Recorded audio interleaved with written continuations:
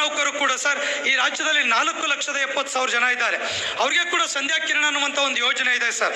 ಅದೀಗಾಗಲೇ cabinet ಅಂತ ಬಂದಿದೆ. ಅದು ಕೂಡ ತಮ್ಮ ಕಾಲದಲ್ಲಿ ಆಗಬೇಕು ಅನ್ನೋದು. ಪ್ರತಿಯೊಬ್ಬ ನಿವೃತ್ತ ಸರ್ಕಾರಿ ನೌಕರರು ಪಿಂಚಣಿದಾರರಿಗೆ ಬಂಪರ್ ಗಿಫ್ಟ್ ಸಿಗ್ತಾ ಇದೆ. ನೌಕರ ಸಂಘದ ಅಧ್ಯಕ್ಷರಾದ ಷಡಾಕ್ಷರಿ ಅವರು ಈ ಬಗ್ಗೆ ಮಾಹಿತಿಯನ್ನು ಕೊಟ್ಟಿದ್ದಾರೆ. ಇದು ಕುಟುಂಬ ಪಿಂಚಣಿದಾರರು ಅವಲಂಬಿತರಿಗೂ ಕೂಡ ಬಂಪರ್ ಗಿಫ್ಟ್ ಅಂತಲೇ ಹೇಳ್ಬೋದು. ಎಷ್ಟು ವರ್ಷಗಳ ನಿರೀಕ್ಷೆ ಈ ದಿನ ಈಡೇರಿಕೆ ಆಗುವಂಥ ಹಂತಕ್ಕೆ ಬಂದಿದೆ. ರಾಜ್ಯ ಸರ್ಕಾರ ಆದಷ್ಟು ಶೀಘ್ರದಲ್ಲೇ ಈ ಗುಡ್ ನ್ಯೂಸನ್ನು ಕೊಡುತ್ತೆ ಅನ್ನೋ ಒಂದು ಭರವಸೆ ಇದೆ. ಏನು ಅದು ಗುಡ್ ನ್ಯೂಸ್ ಅನ್ನೋದ್ರ ಬಗ್ಗೆ ವಿವರವಾದ ಮಾಹಿತಿಯನ್ನು ತಮ್ಮ ಮುಂದೆ ಶೇರ್ ಮಾಡ್ತೀನಿ. ಈ ಮಾಹಿತಿಯನ್ನು ಶೇರ್ ಮಾಡೋದಕ್ಕಿಂತ ಮುಂಚಿತವಾಗಿ ಯಾರೆಲ್ಲ ಈ ಚಾನಲ್ಗೆ ಸಬ್ಸ್ಕ್ರೈಬ್ ಮಾಡ್ಕೊಂಡಿಲ್ಲ ದಯವಿಟ್ಟು ಕೆಳಗಡೆ ಕಾಣ್ತಾ ಇರೋಂಥ ಸಬ್ಸ್ಕ್ರೈಬ್ ಬಟನನ್ನು ಒತ್ತಿ ಬೆಲ್ ಐಕಾನನ್ನು ಕ್ಲಿಕ್ ಮಾಡಿ ಆಲ್ ಅಂತ ಮಾಡಿ ನೀವು ಫೇಸ್ ಮಾಡ್ತಾ ಇರೋಂಥ ಎಲ್ಲ ಪ್ರಾಬ್ಲಮ್ಗಳನ್ನು ಸಾಲ್ವ್ ಮಾಡಿಕೊಡಿ. Breaking news breaking news breaking news 7ನೇ ವೇತನ ಆಯೋಗ 7th ಪೇ ಕಮಿಷನ್ನು ಏನು ರೆಕಮೆಂಡೇಷನನ್ನು ಮಾಡಿತ್ತು. ರಾಜ್ಯದಲ್ಲಿರುವಂಥ ಎಲ್ಲ ನಿವೃತ್ತ ಸರ್ಕಾರಿ ನೌಕರರು ಪಿಂಚಣಿದಾರರು ಕುಟುಂಬ ಪಿಂಚಣಿದಾರರಿಗೆ ಕ್ಯಾಶ್ಲೆಸ್ ಟ್ರೀಟ್ಮೆಂಟ್ ಯಾವುದೇ ಹಣವನ್ನು ಕೊಡದೆ ರಾಜ್ಯದ ಯಾವುದೇ ಸರ್ಕಾರಿ ಆಸ್ಪತ್ರೆ ಅಥವಾ ಖಾಸಗಿ ಆಸ್ಪತ್ರೆಯಲ್ಲಿ ಉಚಿತವಾಗಿ ಚಿಕಿತ್ಸೆ ಪಡೆಯುವಂತಹ ಅದ್ಭುತವಾದ ಒಂದು ಯೋಜನೆ ಈಗಾಗಲೇ ಸರ್ಕಾರಿ ನೌಕರರಿಗೆ ಹಾಗೂ ಪೊಲೀಸ್ ಇಲಾಖೆಯ ನೌಕರರಿಗೆ ಜಾರಿಯಾಗಿರುವಂಥ ಕರ್ನಾಟಕ ಆರೋಗ್ಯ ಸಂಜೀವಿನಿ ಹಾಗೂ ಪೊಲೀಸ್ ಇಲಾಖೆಯ ಆರೋಗ್ಯ ಭಾಗ್ಯ ಯೋಜನೆಗೆ ಅಂತೆ ರಾಜ್ಯದ ನಿವೃತ್ತ ಸರ್ಕಾರಿ ನೌಕರರು ಹಾಗೂ ಪಿಂಚಣಿದಾರರಿಗೂ ಕೂಡ ಸಂಧ್ಯಾ ಕಿರಣ ಯೋಜನೆ ಜಾರಿಯಾಗ್ತಿದೆ. ಇದು ಪ್ರತಿಯೊಬ್ಬರ ಕನಸುಗಳು ಈಡೇರುವಂತಹ ಕ್ಷಣ. ಇನ್ನು ಮುಂದೆ ಯಾವುದೇ ಆಸ್ಪತ್ರೆಯಲ್ಲಿ ಹೋದರೂ ನೀವು ಹಣ ಕೊಟ್ಟು ಟ್ರೀಟ್ಮೆಂಟ್ ಪಡೆಯುವಂಥ ಅವಶ್ಯಕತೆ ಇಲ್ಲ. ಇದಕ್ಕಾಗಿ ದಶಕಗಳಿಂದ ಹೋರಾಟ ಮಾಡ್ತಿದ್ದಂಥ ನಿವೃತ್ತ ಸರ್ಕಾರಿ ನೌಕರ ಸಂಘಕ್ಕೂ ಕೂಡ ಒಂದು ದೊಡ್ಡ ಗೆಲುವು ಅಂತಲೇ ಹೇಳ್ಬೋದು. ಈ ಬಗ್ಗೆ ಮೊನ್ನೆ ನಡೆದಂಥ ನಮ್ಮ ಅಭಿಮಾನ ಕಾರ್ಯಕ್ರಮದಲ್ಲಿ ನೌಕರ ಸಂಘದ ಅಧ್ಯಕ್ಷರು ಏನು ಹೇಳಿದ್ದಾರೆ ಬನ್ನಿ ಕೇಳೋಣ. ನೌಕರ ಸಂಘದ ಅಧ್ಯಕ್ಷರು ಸ್ಪಷ್ಟವಾಗಿ ಮಾನ್ಯ ಮುಖ್ಯಮಂತ್ರಿಗಳ ಎದುರಿನಲ್ಲೇ ನಿವೃತ್ತ ಸರ್ಕಾರಿ ನೌಕರರು ಹಾಗೂ ಪಿಂಚಣಿದಾರರಿಗೆ ಸಿಗಬೇಕಾದಂಥ ಸೌಲಭ್ಯಗಳ ಬಗ್ಗೆ ಕೇಳ್ಕೊಂಡು ಮನವಿಯನ್ನು ಕೂಡ ಸಲ್ಲಿಕೆ ಮಾಡಿದ್ರು. ಇದು ಎಲ್ಲ ನಿವೃತ್ತ ಸರ್ಕಾರಿ ನೌಕರರು ಹಾಗೂ ಪಿಂಚಣಿದಾರರಿಗೆ ಒಂದು ಗುಡ್ ನ್ಯೂಸ್ ಅಂತಲೇ ಹೇಳ್ಬೋದು. ಆ ಗುಡ್ ನ್ಯೂಸನ್ನು ನೌಕರ ಸಂಘದ ಅಧ್ಯಕ್ಷರು ಷಡಾಕ್ಷರಿ ಅವರು ಯಾವ ರೀತಿಯಲ್ಲಿ ಹೇಳಿದ್ದಾರೆ ಅನ್ನೋದನ್ನು ಕೇಳೋಣ. ನಿವೃತ್ತ ನೌಕರರು ಕೂಡ ಸರ್ ಈ ರಾಜ್ಯದಲ್ಲಿ 4,70,000 ಜನ ಇದ್ದಾರೆ. ಅವ್ರಿಗೆ ಕೂಡ ಸಂಧ್ಯಾ ಕಿರಣ ಅನ್ನುವಂಥ ಒಂದು ಯೋಜನೆ ಇದೆ ಸರ್. ಅದೀಗಾಗಲೇ ಕ್ಯಾಬಿನೆಟ್ ಅಂತ ಬಂದಿದೆ. ಅದು ಕೂಡ ತಮ್ಮ ಕಾಲದಲ್ಲಿ ಆಗಬೇಕು ಅನ್ನೋದು ಭೈರಪ್ಪನವರ ಆಶೆ ಆಗಿದೆ. ಸೊ ಆ ಫ್ಯಾಮಿಲಿ ಕೂಡ ನಿಮ್ಮ ಜೊತೆ ಇರ್ತದೆ. ಅವರು ನಾವೆಲ್ಲ ಸೇರಿದ್ರೆ 12 ರಿಂದ 13 ಲಕ್ಷ ಫ್ಯಾಮಿಲಿ ಇಂಟು 4 ಜನ ಅಂತ ಹೇಳಿದ್ರೆ 60 ರಿಂದ 70 ಲಕ್ಷ ಇರುವಂತ ಒಂದು ದೊಡ್ಡ ಕುಟುಂಬ ಈ ರಾಜ್ಯದ ನೌಕರ ಕುಟುಂಬ ಸರ್. ದಯಮಾಡಿ ನಮ್ಮ ಬಗ್ಗೆ ವಿಶೇಷವಾದ ಅಭಿಮಾನ ಪ್ರೀತಿ ಇಡಬೇಕು ಅನ್ನುವಂಥ ಒಂದು ಪ್ರಾರ್ಥನೆಯನ್ನ ನಿಮ್ಮೆಲ್ಲರ ಪರವಾಗಿ ಜೋರಾದ ಚಪ್ಪಾಳೆ ಮೂಲಕ ಹೇಳೋದ್ರ ಮೂಲಕ ನಾನು ಮಾತಾಡ್ತಾ ಈ ಮನವಿಯನ್ನ ಮಾನ್ಯ ಮುಖ್ಯಮಂತ್ರಿಗಳಿಗೆ ಅರ್ಪಣೆ ಮಾಡ್ತೇನೆ. ಧನ್ಯವಾದಗಳು.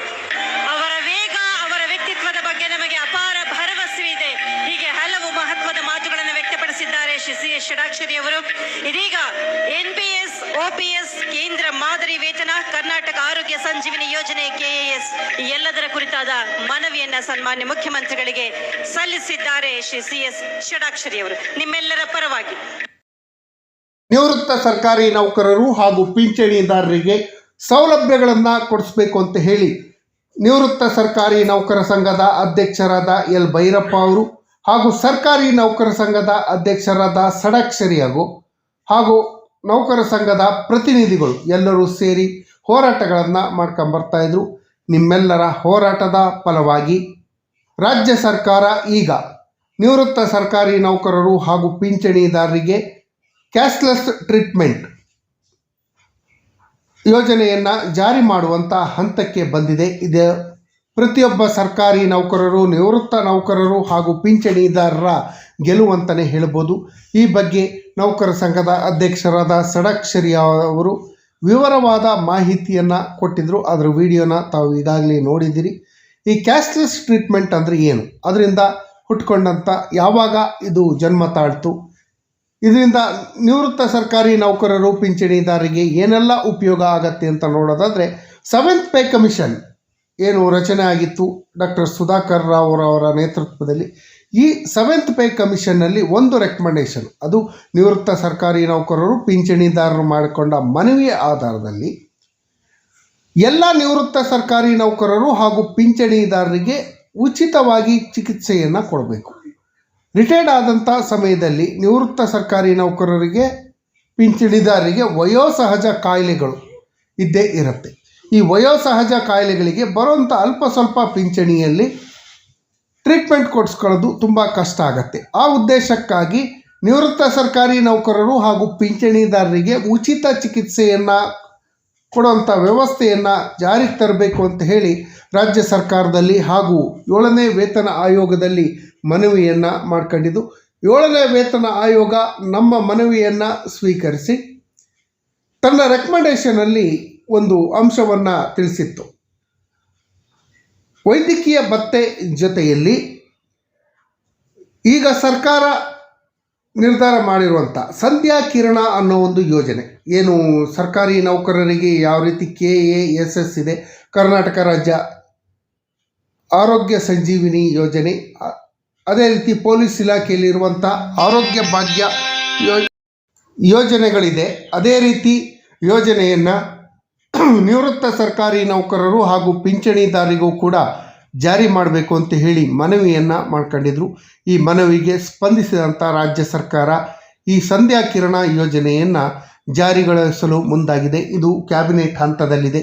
ಈಗ ಬಂದಿರುವಂಥ ಹೊಸ ಸರ್ಕಾರ ಮಾನ್ಯ ಮುಖ್ಯಮಂತ್ರಿಗಳಾದ DK ಶಿವಕುಮಾರ್ ಅವರ ನೇತೃತ್ವದ ಸರ್ಕಾರದಿಂದ ಈ ಗುಡ್ ನ್ಯೂಸ್ ಖಂಡಿತವಾಗಿಯೂ ಪ್ರತಿಯೊಬ್ಬ ಸರ್ಕಾರಿ ನೌಕರರು ಹಾಗೂ ನಿವೃತ್ತ ಸರ್ಕಾರಿ ನೌಕರರಿಗೆ ಖಂಡಿತವಾಗಿಯೂ ಸಿಗತ್ತೆ ಅನ್ನೋ ಒಂದು ಭರವಸೆ ಇದೆ. ಈ ಬಗ್ಗೆ ನಮ್ಮ ಅಭಿಮಾನ ಕಾರ್ಯಕ್ರಮದಲ್ಲಿ ಮಾನ್ಯ ಅಧ್ಯಕ್ಷರಾದ ಷಡಕ್ಷರಿ ಅವರು ಮಾನ್ಯ ಮುಖ್ಯಮಂತ್ರಿಗಳಿಗೆ ಮನವಿಯನ್ನು ಮಾಡಿಕೊಂಡು ಮನವಿ ಪತ್ರವನ್ನು ಕೂಡ ಕೊಟ್ಟಿದ್ದಾರೆ. ನಿಮ್ಮ ಅವಧಿಯ ಒಳಗೆ ನಿವೃತ್ತ ಸರ್ಕಾರಿ ನೌಕರರು ಪಿಂಚಣಿದಾರರಿಗೆ ಕ್ಯಾಶ್ಲೆಸ್ ಟ್ರೀಟ್ಮೆಂಟ್ ವ್ಯವಸ್ಥೆ ಸಂಧ್ಯಾ ಕಿರಣ ಯೋಜನೆಯನ್ನು ಜಾರಿ ಮಾಡಬೇಕು. ಇದರಿಂದ ನಿವೃತ್ತ ಸರ್ಕಾರಿ ನೌಕರರು, ಪಿಂಚಣಿದಾರರು ಹಾಗೂ ಕುಟುಂಬ ಪಿಂಚಣಿದಾರರ ಬಾಳಿಗೆ ಬೆಳಕಾಗುವಂಥ ಕೆಲಸ ಆಗತ್ತೆ ಅಂತ ಹೇಳಿ ಮನವಿಯನ್ನು ಮಾಡ್ಕೊಂಡಿದ್ದಾರೆ. ಕರ್ನಾಟಕ ರಾಜ್ಯದಲ್ಲಿರುವಂಥ ಸುಮಾರು 4,70,000ಕ್ಕೂ ಹೆಚ್ಚು ಪೆನ್ಷನರ್ಸ್ಗಳು, ಇವರು ಹಗಲು ರಾತ್ರಿ ಎನ್ನದೇ 30-40 ವರ್ಷಗಟ್ಟಲೆ ರಾಜ್ಯದ ಹಾಗೂ ದೇಶದ ಅಭಿವೃದ್ಧಿಗಾಗಿ ಕೆಲಸ ಮಾಡಿ ರಿಟೈರ್ಡ್ ಆದಂಥ ನಿವೃತ್ತ ನೌಕರರ ಆರೋಗ್ಯ ಕಾಪಾಡೋದು ರಾಜ್ಯ ಸರ್ಕಾರದ ಕರ್ತವ್ಯ. ಹಾಗಾಗಿ ರಾಜ್ಯ ಸರ್ಕಾರ ತಕ್ಷಣ ನಿವೃತ್ತ ಸರ್ಕಾರಿ ನೌಕರರು ಹಾಗೂ ಪಿಂಚಣಿದಾರರಿಗೆ ಉಪಯೋಗ ಆಗುವಂತಹ ಸಂಧ್ಯಾ ಕಿರಣ ಯೋಜನೆಯನ್ನು ಆದಷ್ಟು ಶೀಘ್ರದಲ್ಲೇ ಜಾರಿ ಮಾಡಿ ಯಾವುದೇ ಸರ್ಕಾರಿ ಆಸ್ಪತ್ರೆ ಇರ್ಬೋದು, ಖಾಸಗಿ ಆಸ್ಪತ್ರೆ ಇರ್ಬೋದು, ಯಾವುದೇ ಟ್ರೀಟ್ಮೆಂಟ್ ಇರ್ಬೋದು, ಆ ಟ್ರೀಟ್ಮೆಂಟನ್ನು ಉಚಿತವಾಗಿ ಕೊಡುವಂಥ ವ್ಯವಸ್ಥೆಯನ್ನು ರಾಜ್ಯ ಸರ್ಕಾರ ಖಂಡಿತವಾಗಿಯೂ ಜಾರಿಗೆ ತರಬೇಕು. ಈ ಬಗ್ಗೆ ಕ್ಯಾಬಿನೆಟ್ ಹಂತದಲ್ಲಿರುವಂತಹ ಪ್ರಸ್ತಾವನೆಯನ್ನು ಮಾನ್ಯ ಮುಖ್ಯಮಂತ್ರಿಗಳು ಅಂಗೀಕರಿಸಿ ನಿವೃತ್ತ ಸರ್ಕಾರಿ ನೌಕರರು, ಪಿಂಚಣಿದಾರರು ಹಾಗೂ ಕುಟುಂಬ ಪಿಂಚಣಿದಾರರ ಬಾಳಿಗೆ ಬೆಳಕಾಗುವಂಥ ಕೆಲಸವನ್ನು ಮಾಡಬೇಕು.